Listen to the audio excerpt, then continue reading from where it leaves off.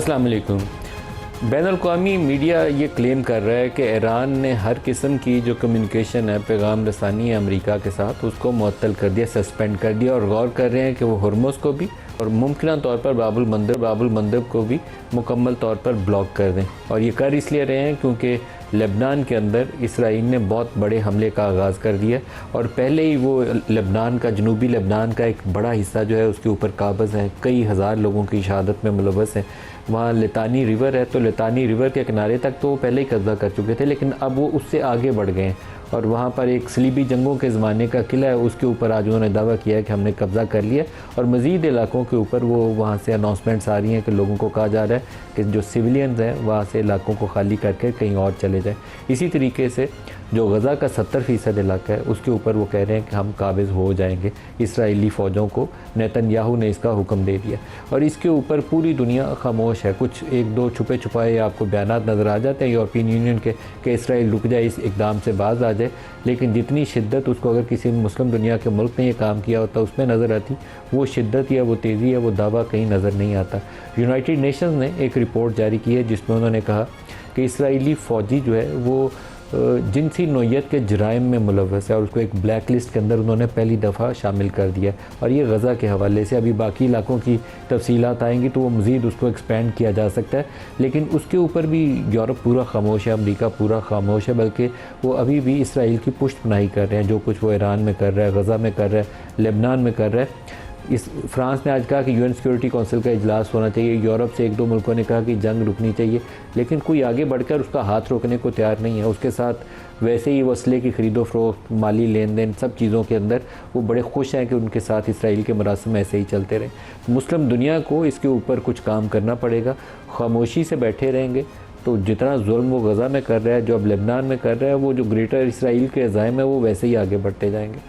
Iran की इस announcement के बाद जो उन्होंने कहा कि हम अमेरिका से किसी किस्म का रब्ता नहीं रखेंगे, उसके बाद एकदम से तेल की कीमतों में आग लग गई है। कोई $100 के करीब पहुंचने वाली हैं, कोई $93-94 पे WTI चला गया जो अमेरिकी मार्केट के खाम तेल की कीमतें। और इसी तरीके से जो ब्रेंट क्रूड जो यूरोप की मार्केट की प्राइस है वो 96-97 के करीब पहुंच गई है और इसी तरीके से स्टॉक मार्केट उनकी जो है वो दबाव में आ गई है।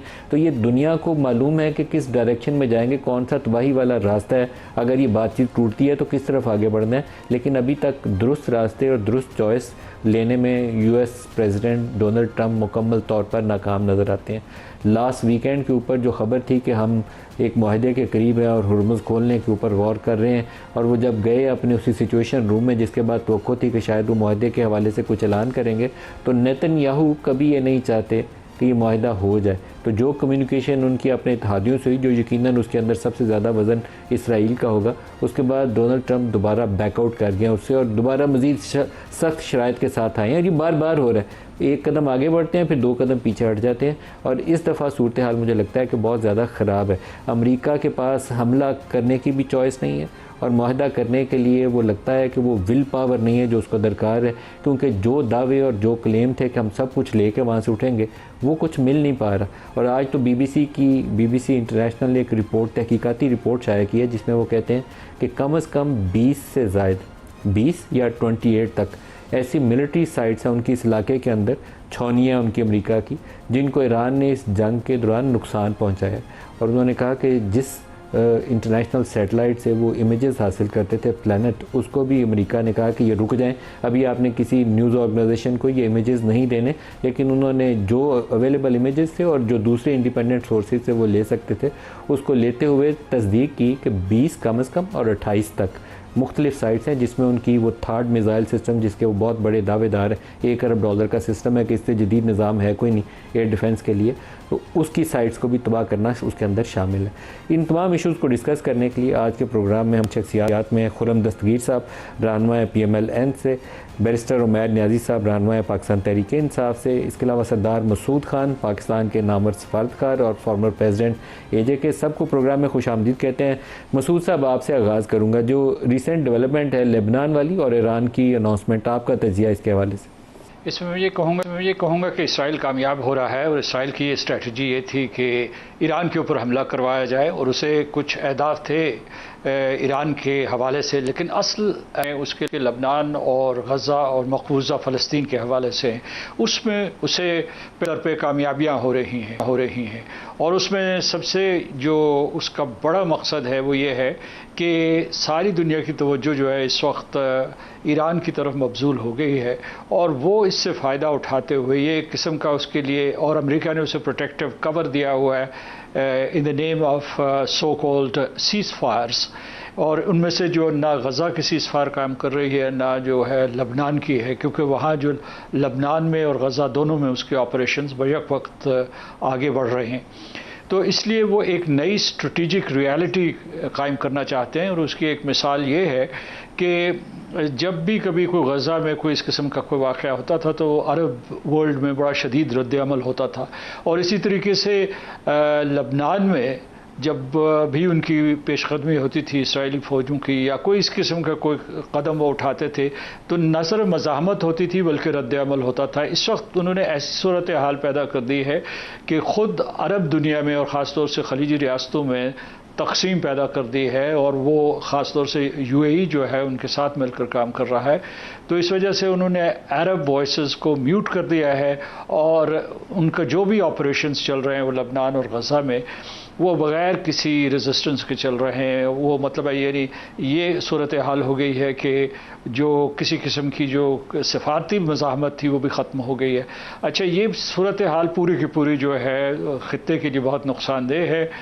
कल ही वज़ीर आज़म नेतन्याहू ने बयान दिया है कि हमारे हमले यानी जो इसराइल के हमले हैं वो लबनान में, शाम में और गज़ा में बैक वक्त जारी हैं, और उन्होंने कहा कि ये हमले जो है इसराइल को उसकी सलामती के लिए जो है एक किस्म की सिक्योरिटी बेल्ट है। ये जो सारे का सारा है ये सिनारियो, जैसा कि आपने ख़ुद इशारा किया कि किस तरीके से ग्रेटर इज़राइल के एजेंडे में फ़िट होता है। तो ये सूरत हालिया कि इसकी वजह से जो ईरान का रद्द-ए-अमल आया है वो फितरी है, और उन्हें बार बार दोहराया था कि इस वक्त जो मेमोरेंडम ऑफ अंडरस्टैंडिंग अमेरिका के सामने मौजूद है और उसके वो एडिट्स के लिए दोबारा जो है तेहरान भेजा हुआ है, उसमें भी जो उनकी शर्त अव्वल थी वो जामे जंगबंदी की थी, जुज़वी जंगबंदी की नहीं थी कि किसी तरीके से जो है ना उन्होंने लबनान को शामिल किया हुआ था। लेकिन लबनान में जैसे आपने ख़ुद नक्शाकशी की कि एक फुल फ्लेज्ड जंग वहाँ जारी है और ताबड़तोड़ हमले हो रहे हैं पूरे के पूरे बैरूत के साउथ में भी। पहले आपने लितानी रिवर का जिक्र किया, बोफोर्ट कासल का जिक्र किया, लेकिन उससे आगे बढ़ के उन्होंने ये कहा है कि उन्होंने खलबली मचाई हुई है बैरूत में कि वो 3400 के करीब लोग मार चुके हैं, कोई तकरीबन 10 लाख लोग जो हैं वो बेघर हैं। और फिर यह कि वो बैरूत के साउथ में हमले जारी हैं।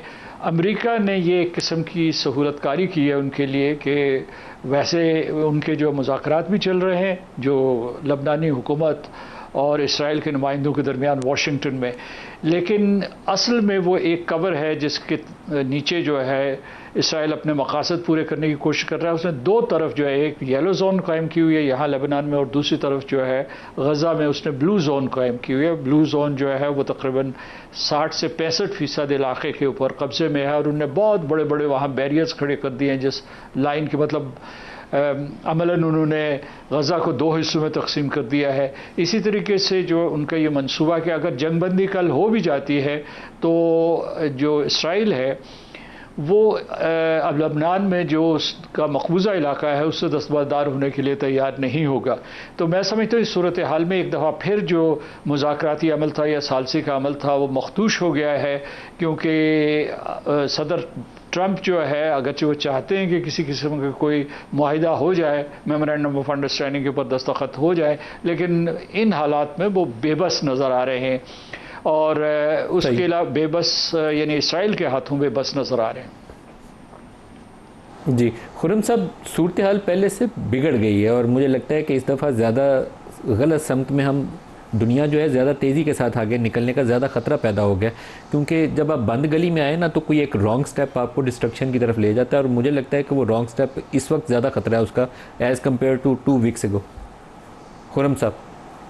जी बिल्कुल, इसमें कोई शक नहीं है, लेकिन देखिए ना, अब ये भी साथ खबर है कि अमेरिकी फोर्सेस ने कुछ 70 कमर्शियल शिप जो है वो आबनाए हुर्मुज़ से गुजारे हैं पिछले 3 हफ्ते में, ये उनका दावा है। तो दोनों साइडें जो हैं वो अगरचे हम उसे कह सकती हैं कि एक स्ट्रेटेजिक एग्जॉस्शन का शिकार हो गए, लेकिन दोनों अपने अपने अंदरूनी जो खलफशार है, अमेरिका के अंदर अपना एक खलफशार है, ईरान के अंदर अपना खलफशार है, उसकी वजह से वो फैसला नहीं हो रहा जिसकी असल में जो ख्वाहिश थी और जिसके बारे में हमने डिस्कशन भी किया आपके शो पे पहले, कि जो मुआशी मामला है उसको उसकी तरफ पहले पेशरफ्त कर ली जाए, जो यानी आबना हुर्मुज़ का खोलना और खुला रहना, और उसके जो बराबर फिर ईरान के ऊपर कुछ जो उसकी मुआशी पाबंदियां हैं उनमें नरमी आना। ये जो डील थी ये टेबल पर थी और इस पर बहुत गुफ्तगू हुई, लेकिन अब अगर अमेरिका ने भी अब इस पे जो है वो कहते हैं ना मैक्सिमल अपनी एफर्ट कोशिश कर रहे हैं, बार बार न्यूक्लियर मटेरियल्स का जिक्र करते हैं। ईरान के अंदर भी ये इशू है, ये मैक्सिमल डिमांड है कि वो ये समझते हैं कि लबनान को शामिल किए बगैर, अगर देखिए वो मुआशी डील अगर हो जाती, आज से 2 हफ्ते पहले भी मुमकिन था, उससे पहले भी पाकिस्तान ने बड़ी कोशिश की थी, जब फील्ड मार्शल आसिम मुनीर पहली दफा तेहरान तशरीफ ले गए थे, उस वक्त भी ये कोशिश की थी कि एक इकोनॉमिक बेस को बना के आगे बढ़ा जाए।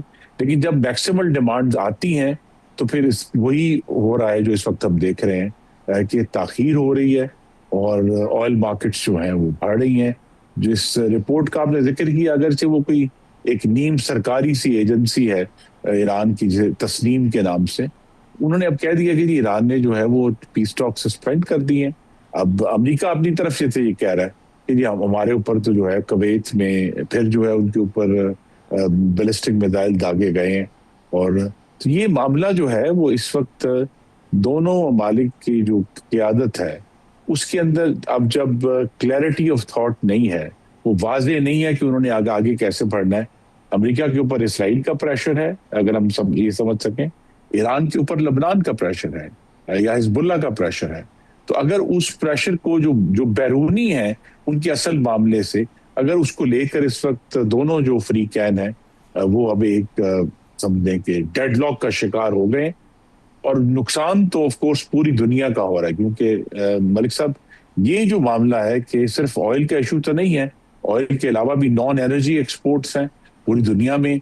अब एक तो उसका कॉन्सिक्वेंस ये हुआ है कि पूरी दुनिया जो है अब उसके मुतबादल ढूंढ रही है कि अगर हमें सल्फर यहाँ से नहीं मिलेगा तो हम कहाँ से लेंगे, हीलियम यहाँ से नहीं मिलेगा तो हम कहाँ से लेंगे, खाद यहाँ से नहीं मिले। तो एक तो मशरिक़ वस्ता का की जो सेंट्रलिटी थी दुनिया में उसमें कमी आ रही है, और जितना लेट हो रहा है तो जो अरब ममालिक की जो इस वक्त इकोनॉमीज जो गल्फ के ऊपर है वो जो सब मफलूज हैं उनको भी अब वाजे है कि रिस्टोर होने में बड़े साल लगेंगे। तो पाकिस्तान का जो रोल है वो अभी भी बहुत अहम और मुसल्लमा है, और पाकिस्तान को मेरी तवक्को है कि आने वाले चंद दिनों में ये एक और सीरियस एफर्ट होगी, क्योंकि इस तरह का जो डेडलॉक है वो किसी के फायदे में भी नहीं है, और नुकसान ना सिर्फ दोनों फ्री कैन का हो रहा है बल्कि पूरी दुनिया का हो रहा है। सही। बैरिस्टर उमैर साहब डेड लॉक लफ्ज़ इस्तेमाल कर रहे हैं खुरम साहब, और यकीनन कैफियत इस वक्त डेड लॉक वाली है, क्योंकि लेबनान के अंदर इसराइल ने जो काम किया उसने एक तरफ से अगर ईरान में उसका बस नहीं चला था तो उसने लेबनान वाला फ्रंट खोल के दोबारा उसको कोशिश की है कि उस वाले बॉर्डर को भी दोबारा गरमा दे। तो एक बहुत क्राइसिस लाइक सिचुएशन डेवलप हो गई है, इसका आसान रास्ता आगे बढ़ने का नज़र नहीं आता। पाकिस्तान ने सेंट्रल रोल प्ले किया अभी तक, लेकिन आगे बढ़ने के लिए दोनों फ्रीक जो हैं ईरान भी और अमेरिका, उन दोनों को एक मेज़ के ऊपर बैठ के किसी इत्तेफाक राय पे आने की ज़रूरत है, जिसकी गुंजाइश मुझे लगता है कि दिन ब दिन कम होती जा रही। बैरिस्टर उमैर साहब। बिल्कुल आपने ठीक आइडेंटिफाई किया, क्योंकि देखें ये खाली 2-3 फ्री कैन की जंग नहीं है। अगर हम इसको खाली देख रहे हैं इस लेंस से कि अमेरिका ईरान की है, देखें ये बुनियादी तौर पे एशिया के राइस की जंग है। एशिया के राइस को स्टॉल करने के लिए अमेरिका ने ये एक एफ़र्ट की। अगर उससे पहले देखें उसने हाथ डाला वेनेजुएला पे, अपनी ऑयल की सप्लाई लाइन सारी चीज़ों को सीधा किया। ईरान में आने का मकसद क्या था? ईरान के न्यूक्लियर प्रोग्राम का तो पहले ही अमरीकी अपनी रिपोर्टें जो साल पहले वाले हमले में कर चुकी थी कि हमने इन्हें ओबिलिटेट कर दिया है, मुकम्मल तौर पे मुनहदम ख़त्म कर दिया है, तो फिर से उसी को जवाज़ बना के हमला बनाने की कोई तुक समझ नहीं आती। समझ जो आती है वो नज़र आता है कि दुनिया की जो मैक्सिमम आबादी है इस खित्ते में पड़ी है, चाइना से ले कर इंडिया तक, पाकिस्तान, ईरान, एक ऐसा एक खित्ता है जो दुनिया की मेजर आबादी को कंटेन करता है। फिर माशी हिसाब से 60 से 70% दुनिया का जीडीपी इधर पड़ा हुआ है। फिर रेयर अर्थ मिनरल्स किधर पड़े हुए हैं जिस पे चाइना की मोनोपोली है, वो भी इधर पड़े हुए हैं। ट्रेडिंग रूट अगर देखें, मलाक्का स्ट्रेट को अगर अमेरिका किसी तरह से जो है ना ब्लॉक करने की सलाहियत रखता हो, ताइवान वाली स्ट्रेट को रखता हो, तो ये एक ऑल्टरनेट रास्ते के तौर पे भी मौजूद है। ईरान के ख़िलाफ़ जो हमला किया गया वो बुनियादी तौर पे एक रिजीम चेंज का हमला था। अगर हुकूमत चेंज हो जाती, अमेरिका ने कोई उनका आके बैठना तो नहीं है, मगर मकसद क्या है कि इस सारे नेटवर्क को, जो सिल्क रूट के राइज़ को है, उसको स्टॉल करना है, जो कि दोबारा से रिवाइव हो रहा है और वो सारे देख रहे हैं, उससे कोई डिनाई नहीं कर सकता। बेल्ट एंड रोड इनिशिएटिव के जो आप देखें 10 साल मुकम्मल हुए 2013 से 23, उसमें जितनी प्रोग्रेस की, चाइना ने जितना दुनिया में अपना फुटप्रिंट बनाया, वो बेसिकली अमेरिका के संभालने से अब चीज़ें बाहर निकल गई हैं, तो उस चीज़ को स्टॉल करने के लिए किया। अब अगर अमेरिका वाकई समझता है इस चीज़ को सीरियसली रिजॉल्व करना है, तो मैं नहीं समझता कि चाइना रशिया की इन्वॉल्वमेंट के बगैर ये हल हो सकता है। प्रेसिडेंट ट्रंप ने चाइना जाने से पहले अपनी पूरी हत्तुल बिसा कोशिश कर ली थी कि किसी तरह से कोई फ्रेमवर्क एग्रीमेंट साइन हो जाता, ना हुआ। फिर चाइना जाके क्या हासिल कर लिया, कुछ भी नहीं हुआ। अब जब तक यूक्रेन वॉर, ये वाली वॉर, गज़ा, फ़लस्तीन का इशू, ये 3-4 इशू सारे इकट्ठे टेबल पे नहीं होंगे तो पीस की तरफ नहीं जा सकते। पाकिस्तान का रोल बेशक खुशाइंद है, पाकिस्तान ने भरपूर अपना रोल प्ले किया है, मगर कुछ चीज़ें हैं जो हमारे से भी बियॉन्ड है, उसमें और बड़े प्लेयर्स इन्वॉल्व हैं। जब तक ये सारे प्लेयर्स टेबल पे नहीं बैठेंगे, एक मुस्बत हल नहीं निकलेगा। सरदार मसूद साहब, जो जंग का ख़तरा है वो आपको कितना नज़र आता है? क्योंकि लेबनान और गज़ा वाला जो मामला है, इसराइल इससे पीछे हटेगा नहीं और ईरान को सारा कुछ तर्क करके आगे बढ़ा नहीं जा सकेगा ईरान से।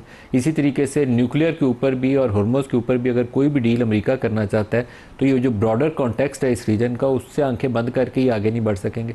तो एक क्राइसिस लाइक सिचुएशन है। जंग या अमन के लिए कोई रास्ता नज़र आता है आपको?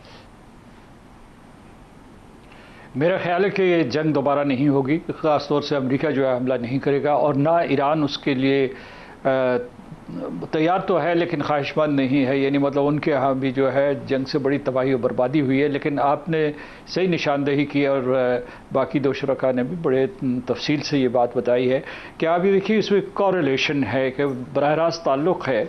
यानी जो पाकिस्तान की ज़ेर सरपरस्ती जो है चल रही है सालसी का अमल या मुज़ाकराती अमल, कि ये जो ही किसी हल के करीब पहुँचता है तो उसमें लबनान में जो तेज़ी आ जाती है इसराइल की तरफ से। तो इसकी कॉरेलेशन ये है कि जो ही अमेरिका में उनको एहसास हो कि सदर ट्रंप या उनकी काबीना या उनके करीब रफ़क़ा कार जो है तैयार हो गए हैं एक डील के लिए, तो इधर लबनान में एस्केलेशन शुरू हो जाती है। और फिर जो है अभी जो आखिरी ये जो मेमोरेंडम ऑफ अंडरस्टैंडिंग था, इसको फिनिशिंग टचेस दिए जा रहे थे। और दूसरा ये है कि एक लीवर तो ये इस्तेमाल करते हैं जो लेबनान का है, दूसरा लीवर जो है इसराइल के पास है वो अमेरिका के अंदर है। आपने देखा होगा कि किस तरीके से जो ही मेमोरेंडम ऑफ अंडरस्टैंडिंग पहुंचा, वहाँ उसके जो आखिरी वर्जन पहुंचा था सदर ट्रंप के पास गुज़श्ता हफ्ते, उन्होंने खुशी का इजहार किया और उसके बाद जो है उनकी बॉडी लैंग्वेज ये इशारे दे रही थी कि वो उसे मानने के लिए तैयार हैं थोड़ी सी तरमीम के बाद। लेकिन उसके बाद जो है इसराइल ने अपना असर व रसूख दिखाया वहाँ अमेरिका में, और उसके बाद जो सेनेटर रॉजर विकर हैं जो कि वहाँ के arm services committee of the senate के चेयरमैन हैं, और उसके अलावा लिंडसे ग्राहम हैं, टेड क्रूज हैं, उनको एक्टिवेट किया गया। ये जो वहाँ जो भारी मेगा रिपब्लिकन्स में जो भारी एक इसराइल की सरमायाकारी है लॉबिंग के ज़रिए, वो सारे के सारे मुतहर्रिक हो गए। तो ये दो जो है प्रेशर पॉइंट्स हैं जिनका सामना अमेरिका को करना पड़ रहा है और मजमूई तौर पर जो है पूरे खित्ते को करना पड़ रहा है। और उसकी वजह से जो है अब ये जो पिछले दिनों हमले हुए हैं, तो मैं समझता हूँ कि पूरे तनाजुर में अगर ये देखें तो ये हल्के फुल्के हमले थे। ये जो है ये हमले इस किस्म के नहीं थे कि जंग दोबारा से शुरू हो जाए। जो बाबल मंदब की धमकी दी है ईरान ने, वो असल में ये है कि वो कहते हैं कि अगर आपने दोबारा से इस किस्म के जो है हमले किए तो फिर जो है वो जंग को वसीतर कर सकते हैं। और उन्होंने ये धमकी पहले से भी दी हुई है कि अगर जंग दोबारा से शुरू हुई तो उसका दायरा बढ़ जाएगा। इसमें मैं ये बताऊं कि अभी जो है जो इसको इंटरनेशनल मीडिया रिपोर्ट नहीं करता, क्योंकि वो भी एक किस्म का ज़ेर अताब रहता है इसराइल के, वो ये है कि इसराइल ने जो हमले माफ़ कीजिएगा अमेरिका ने जो गुज़श्ता दिनों में जो हमले किए थे, मसलन उनका जो चशम आइलैंड है, उसके बाद ग्रोकन है एक सिटी, और उसके बाद सिरिक जो है, उसके ऊपर अमेरिका के हमले हुए, तो उसके जवाबी, और वो सारे के सारे हमले जो है कुवैत से हुए थे, उन कुवैत में जो अमेरिका की बेस है, तो इन्होंने जवाबी हमला किया था। लेकिन इन हमलों के बावजूद, जैसा कि खुर्रम दस्तगीर साहब ने कहा कि ख़ुद जो है IRGC ने ये कहा है, पासदारान इन्क़लाब ने, उनकी नेवी ने कहा है कि 15 जहाज़ उन्होंने आज गुजारे हैं, और उसके अलावा जो है अमेरिका ने भी इजाज़त दी हुई है जहाज़ों के गुज़रने की, और वो बल्कि इसमें मुआवनत भी कर रहे हैं। तो मैं नहीं समझता, आपके सवाल की तरफ दोबारा आता हूँ कि जंग दोबारा शुरू होगी। ताहम ये है कि ये एक किस्म की स्टेलमेट शुरू हो गई है, और इस स्टेलमेट से निकलना बहुत मुश्किल है। आपको या इसराइल को या ईरान को जो बिलखुसूस अमेरिका को इसराइल का लबनान के ऊपर कब्ज़ा जो है वो तस्लीम करना पड़ेगा, तभी जो है ये सूरत हाल बदस्तूर होगी। इसमें एक और चैलेंज पाकिस्तान के लिए पड़ गया। पहले ये था कि पैगाम रसानी की, सालसी की, उनको लाए, एक सफ़े पे लाए, उसके बाद मेमोरेंडम ऑफ अंडरस्टैंडिंग पे दोनों ने खुशी का इजहार किया। तेहरान और वाशिंगटन जो है बिल्कुल आमादा थे उसके ऊपर दस्तखत करने के लिए। अब पाकिस्तान के सामने एक और चैलेंज आ गया कि ये जो नया तात्तुल पैदा हुआ है इसे कैसे ख़त्म किया जाए। और जैसा कि खुर्रम दस्तगीर साहब ने कहा था कि पाकिस्तान अभी भी इस पूरे मुज़ाकराती मेज़ में मरकज़ में बैठा हुआ है, और उसकी ज़िम्मेदारी दोगुना हो गई है। सही, एक ब्रेक ले लें जी। ब्रेक से वापस, बजट करीब है, और इसी सिचुएशन में जहाँ पूरा खित्ता आग की लपेट में है, तो पाकिस्तान को बजट साजी के लिए क्या करना चाहिए? हमारे साथ रहिए।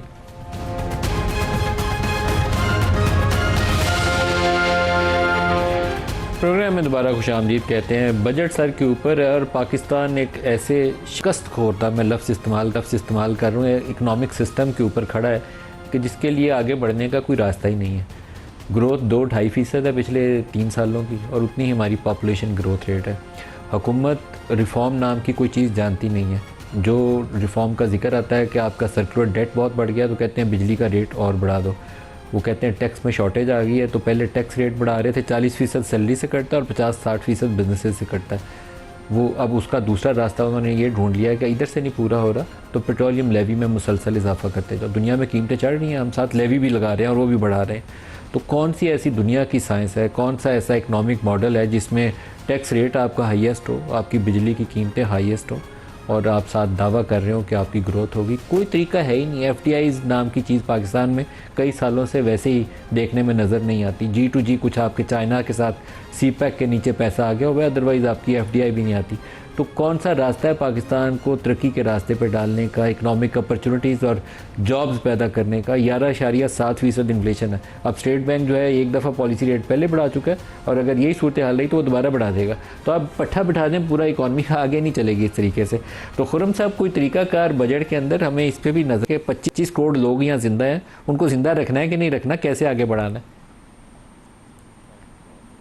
ये बहुत बड़ा चैलेंज है वज़ीर-ए-आज़म शहबाज शरीफ और उनकी पूरी मौशी टीम के लिए। लेकिन साथ बड़ा ज़रूरी है कहना कि सिर्फ उनके लिए नहीं है, 4 जो सूबों के वज़राए आला हैं उनके लिए भी उतना ही बड़ा चैलेंज है। उनके ऊपर भी उतनी ही, चले अगर ज़्यादा नहीं तो उतनी ही जिम्मेदारी ज़रूर है कि वो अपने सूबों में मालियाती मामलात को देखते हैं और चलाते हैं। उसका भी उतना ही असर है पाकिस्तान के अवाम की वेलबींग पे। तो शहबाज शरीफ साहब के सामने चूंकि उनका परव्यू है, एनर्जी उनका परव्यू है, रेगुलेशन पूरे मुल्क की जो इकोनॉमिक है उनका परव्यू है, state bank of Pakistan of course.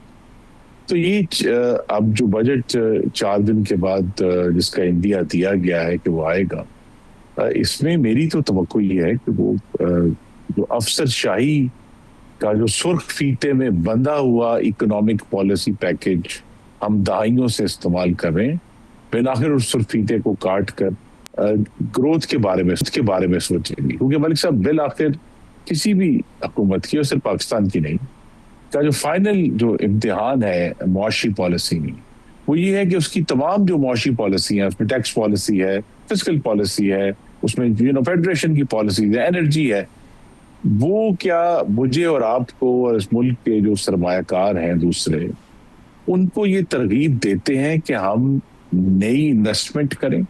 क्योंकि उसके बगैर तो ना नया रोजगार पैदा होगा और नया जो है नई जो ग्रोथ जिसे हम कहते हैं, और हमें चाहिए सस्टेनेबल ग्रोथ चाहिए, सिर्फ एक या एक मौशत के हिस्से में चाहिए। तो उसमें सोचना ये पड़ेगा कि क्या हमारी उसमें रुकावटें क्या है। उसमें बड़ा वाज़ेह है कि टैक्सेशन की जो इस वक्त बहुत ही, जो मैं कहता हूँ एक्सट्रैक्टिव नेचर की पॉलिसी है, वो शामिल है। और दूसरा जो है उसमें पाकिस्तान की जो एनर्जी का जो मैकेनिज्म है, जिसमें प्राइसेस कभी जो है हमें स्टेबिलिटी की तरफ नहीं आती, ये दो चैलेंजेस हैं, टैक्सेशन और एनर्जी। अगर इसको वो टैकल करेंगे जैसे मेरी तवक्को है 5 तारीख वाले बजट में, तो मुल्क आगे बढ़ेगा, वरना हम इसी स्टैग्नेशन का शिकार रहेंगे। बैरिस्टर उमैर नियाज़ी साहब, आप क्या कहते हैं? ये तो पिछले पता नहीं दहाइयों से हम सोचते हैं कि कभी हमारे यहाँ टैक्सेशन रिफॉर्म्स होंगी, एनर्जी सेक्टर रिफॉर्म्स होंगी, लेकिन हमारी रिफॉर्म घूम फिर के आके टैरिफ इंक्रीज़ पे ही ख़त्म होती हैं। इसके अलावा कोई रिफॉर्म नहीं आती। टैक्स रेट की इंक्रीज़ के ऊपर अभी देखें ग्रोथ बैठी हुई है, तो ख़बरें क्या चल रही हैं पता नहीं करेंगे या नहीं, लेकिन खबर ये चल रही है कि GST का रेट 18% से बढ़ा के 19% कर देते हैं, क्योंकि टैक्स टारगेट पूरा नहीं होता। मतलब लोगों को ज़िंदा नहीं रहने दें आप, कोई हर तरीका ढूंढें जिससे उनका गला ही दबा दें आप। उमैर साहब। अच्छा, ज़िंदा रहने से पहले एक और चीज़ है कि हमने अपने जो सिटीज़न हैं उनको इतना मैल नरिश रखा है ओवर द ईयर्स कि हमारी जो जनरेशन है, एक स्टंटेड जनरेशन, जो 2018 में एक न्यूट्रिशन का सर्वे हुआ था, उस वक्त के फिगर्स उठा के अब वो बच्चे जो टीनेजर थे, वो बच्चे थे, आज वो टीनेजर बन गए हैं। क्या वो एम्प्लॉयबल भी हैं कि नहीं है? हम इफ़ेक्टिवली एक 25 करोड़ के अवाम रेज़ कर रहे हैं जिसमें मोर देन हाफ डिसफ्रेंचाइज्ड है, जिसका GDP की तरफ तो हिस्सा ही नहीं है। मतलब वो मैल नरिश भी है, वो ना कमा रही है, ना उसके वसाइल हैं, उसका मुल्क के तरक्की के साथ कोई जोड़ ही नहीं है। हमें पहले किस चीज़ का अहाता करना है? हमने देखना है कि हमारे चैलेंजेस क्या हैं, हमने अपने लोगों को किस तरह से पहले अपने पैरों पे खड़ा करना है। सेकेंडली, जो क्लाइमेट चेंज का इम्पैक्ट है हम पे, हम उसको कभी फैक्टर इन ही नहीं कर रहे। हर साल बिलियंस ऑफ डॉलर्स का हमारा नुकसान हो रहा है। ग्रीन हाउस गैसेज में हम 1% खाली कंट्रीब्यूट करते हैं, हमारा हर साल नुकसान होता है, वो किसी तरफ नहीं जाता। फिर हमारा जो बजट बनता है, वो बजट बनता किसके लिए है? समझ से बाहर है। मतलब 17 ट्रिलियन का बजट है, उसमें 8 ट्रिलियन आपने डेट सर्विसिंग के लिए दे दिए, 2.5 से 3 ट्रिलियन आपका चला गया डिफेंस की तरफ, खाली 1.5 ट्रिलियन होता है जो आपका जो डेवलपमेंट का बजट है। उसमें आप यही हेल्थ बाकी चीज़ों को उठाएं तो बंदे को रोना आता है कि हम मुल्क को चला किस तरह से रहे हैं। मुल्क किस तरह से नहीं चलेगा। हमें सबसे पहले सोचना है कि ओवर द ईयर्स हमारे बजट फेल क्यों हो रहे हैं। बजट हमारे, ये असेंबली तो बनाती ही नहीं है, हमारा बजट बना कौन रहा है? हमारा बजट तो बनाते ही ब्यूरोक्रेसी है। हम पार्लियामान से किस चीज़ की अप्रूवल लेते हैं? जिस चीज़ की अप्रूवल लेते हैं वो बजट का 10% भी हुजम नहीं है जिस पर डिबेट होती है। बाकी क्यों नहीं ओवरऑल एक पॉलिसी डॉक्यूमेंट के तौर पे बजट क्यों नहीं ऐवान में आता, जिसको आप पूरे का पूरा वो 6 महीने की मेहनत हो करें? हम क्यों फेल हो रहे हैं? हमें किस तरफ की रिवीजन की ज़रूरत है? बात है किस तरह की पॉलिसी बना के खाली IMF की डायरेक्शन पे खाली हमने नंबर्स मीट करने हैं, तो ये तो फिर हम ड्रिप की लगाई हुई है ना, ड्रिप लगा के जी रहे हैं। हमें अपने इर्द गिर्द का हवाल का ही नहीं पता। हमने गलत पॉलिसी बना के एग्रीकल्चर को इतना डुबाया कि आज 3 मिलियन मेट्रिक टन की गंदम की शॉर्टफॉल है। अब वो नलायकी है, जिस वजह से भी है, आने वाले दिनों में अगस्त सितंबर में जब ये शॉर्टफॉल का इम्पैक्ट आने लगेगा तो फिर कौन कंट्रोल करेगा? अब उसको इम्पोर्ट करने के लिए कम अज़ कम अगर 3 मिलियन मेट्रिक टन आज इम्पोर्ट करें तो $1 बिलियन कॉस्ट है। तो क्या हम अपने किसान को नहीं, मैं कहता $250 मिलियन क्या, मतलब 250 अरब की ही सब्सिडी किसान को दे दें। आज भी देखें यूरिया और आपकी DAP की प्राइसेस किधर हैं? अभी सीज़न शुरू नहीं हुआ, काश्त का था, मतलब DAP जो पहले 15,000 की थी वो 18,000 से भी ऊपर चली गई। देखिए इस तरह तो सिस्टम नहीं चलेगा। सिस्टम में हमें आवाम को इंक्लूड करना पड़ेगा। हम खाली कहें कि हमने अपना फोर्ट्रेस कायम रखना है तो इस तरह नहीं चलेगा। ये आवाम मैटर करनी चाहिए। चले आवाम का वोट पहले काउंट नहीं हुआ, मगर अब कम अज़ कम उसे ग़िज़ा के लिहाज से, उसके रहने के लिहाज से, उसके सांस लेने के लिहाज से तो कम अज़ कम उसको स्टेक होल्डर समझ लें। खुर्रम साहब, बहुत संजीदा मामला है। मतलब आपकी देखें, आपने टैक्स का इशू और एनर्जी का इशू एक बड़ा चैलेंज बताया। आपकी बैलेंस ऑफ पेमेंट क्राइसिस एक बड़ा इशू बनता है। अब तेल की कीमतें अगर $100 को अब रखें और ये 6 महीने साल नीचे नहीं आनी है कीमतें, मुझे पाकिस्तान की डायरेक्शन ही समझ नहीं आई अभी तक, टू बी वेरी ऑनेस्ट। हमारे एनर्जी मिनिस्टर को आपने अवार्ड भी दिया, पता नहीं कोई तमगा दिया उन्हें या सितारा दिया। सोलर हमारा इस वक्त फोकस होना चाहिए था। हम हर बंदे को कहते सोलर लगाओ, हर फैक्ट्री को कहते सोलर लगाओ। आपने इसी पीक क्राइसिस के अंदर पूरी कोशिश की है कि सोलर से दुनिया हट जाए, कहीं दूर चली जाए, सोलर को ही छोड़ दे। और हमें चाहिए इंपोर्टेड फ्यूल से छुटकारा और उसके अल्टरनेट एनर्जी सोर्सेज के ऊपर लोग कन्वर्ट हो जाए जो अपने पैसे से जा रहे थे। हमने उसको भी रोकने की, रुकावट डालने की पूरी कोशिश की है। हमारी कुछ तो राह दुरुस्त होनी चाहिए खुर्रम साहब। जी, इकोनॉमिक पॉलिसी अभी तक तो ये बात वाज़ेह है कि पाकिस्तान में सिर्फ और सिर्फ IMF को सेटिस्फाई करने के लिए हम बना रहे हैं। और आर्ग्यूमेंट जो मैं भी सुन चुका हूँ, मैं IMF से नेगोशिएट भी कर चुका हूँ 2022-23 में, वो यही है कि पाकिस्तान की जो सिचुएशन है वो इतनी इस वक्त दिगरगू है कि हमें ये कॉम्प्रोमाइज़ करने पड़ते हैं। लेकिन ये जो इजी सलूशन है IMF को सेटिस्फाई कर देना, टैरिफ रेज करके, GST रेज करके, ये तो बहुत सालों से आजमा रहे हैं ना। तो ये जो आई थिंक फिर मैं कहूंगा कि शहबाज शरीफ साहब के लिए बड़े एक सीरियस चैलेंज है कि ये सारे जो आसान हल हैं कि लेवी बढ़ा दो, टैरिफ बढ़ा दो, ये अब अपने एक मंतकी हद तक पहुंच चुके हैं। और पाकिस्तान के अवाम भी, हम सब जो है, अगर हमें आगे बढ़ना है तो ये जिसे कहते हैं ना, ये मेना उनको ही उठाना पड़ेगा, वजीर आजम को, कि वो इस पे चाहे IMF से रीनिगोशिएट करें, IMF को ये समझाएं, चाहे वो इस पे भी कहें। मैं इस हद तक जाने के लिए तैयार हूं कि अगर पाकिस्तान की इकोनॉमिक रिस्ट्रक्चर के लिए अगर आप 1 साल TSDP 0 भी कर दें, कोई बात नहीं, ठीक है। लेकिन इशू ये है कि ऐसी रिस्ट्रक्चरिंग करनी है जिससे पाकिस्तान में दोबारा से इन्वेस्टमेंट शुरू हो, दोबारा से रोजगार पैदा होना शुरू हो। उसके लिए यही देखना है कि इकोनॉमिक पॉलिसी खास तौर पे हुकूमत में जब आपने बनानी है तो ये टोटल ट्रेड ऑफ है मलिक साहब, कि आपने अगर यहाँ से फायदा लेना है तो कहीं से आपको नुकसान भी उठाना पड़ेगा।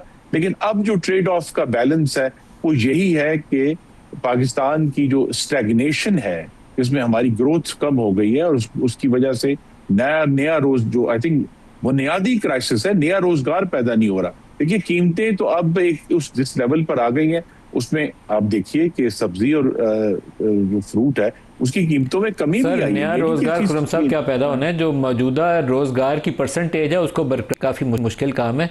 इसके ऊपर दोबारा आइंदा प्रोग्राम में बात करेंगे। खुर्रम दस्तगीर साहब, सरदार मसूद साहब, बैरिस्टर उमैर नियाज़ी साहब, सबका शुक्रिया। आज के लिए इतना ही इजाज़त दीजिए। अल्लाह हाफ़िज़।